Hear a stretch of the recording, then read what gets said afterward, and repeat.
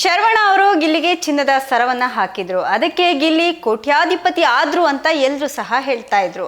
ಆದ್ರೆ ಆ ಸರ ಹಾಕಿದ್ದು ಬರೀ ಅಡ್ವರ್ಟೈಸ್ಮೆಂಟ್ಗಾಗಿ, ಅದನ್ನ ವಾಪಸ್ ತಗೊಂಡ್ರು ಅನ್ನುವಂತಹ ಸತ್ಯವನ್ನ ಇದೀಗ ಗಿಲ್ಲಿನೇ ಹೇಳ್ಕೊಂಡಿದ್ದಾರೆ.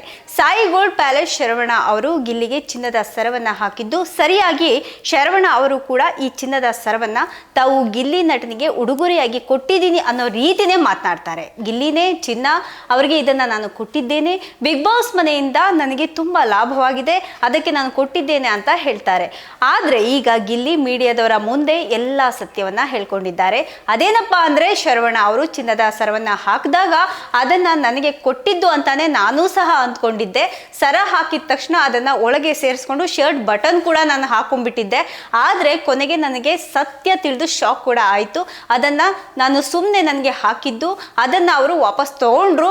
ಆದ್ರೆ ಹಲವರು ಅದು ನನಗೆ ಹಾಕಿದ್ದು ಅಂತ ನನ್ನ ಹಾಗೆಯೇ ತಿಳಿದುಕೊಂಡು ಕೋಟ್ಯಾಧೀಶ್ವರ ಆಗ್ಬಿಟ್ಟೆ ಅಂತ ಹೇಳ್ತಾ ಇದ್ದಾರೆ ಅಂತ ಗಿಲ್ಲಿ ಅವರು ಸ್ವಲ್ಪ ಬೇಸರದಿಂದಲೇ ಮಾತನಾಡಿದ್ದಾರೆ. ಇಲ್ಲಿ ಬಿಡಿ, ನನಗೂ ಸಹ ಆ ಕಾಲ ಬರಬಹುದು, ಅಂಥದ್ದೇ ಒಂದು ಚಿನ್ನದ ಸರವನ್ನ ಹಾಕೊಳ್ಳುವಂತಹ ಕಾಲ ಬರಬಹುದು ಅಂತ ಕೂಡ ಹೇಳಿದ್ದಾರೆ. ಅದೇ ರೀತಿ ಶರವಣ ಅವರು ಸಹ ಬಿಗ್ ಬಾಸ್ ರನ್ನರ್ ಅಪ್ ಆಗಿರುವಂತಹ ರಕ್ಷಿತಾ ಅವ್ರಿಗೂ ಸಹ ನೆಕ್ಲೆಸ್ ಅನ್ನ ಗಿಫ್ಟ್ ಕೊಟ್ಟಿರೋದಾಗಿ ಹಲವರು ಅಂದ್ಕೊಂಡಿದ್ದಾರೆ. ಅದು ಸಹ ಜಾಹೀರಾತಿಗೆ ಹೊರತು ರಕ್ಷಿತಾ ಅವರಿಗೆ ಕೊಟ್ಟಿದ್ದಲ್ಲ.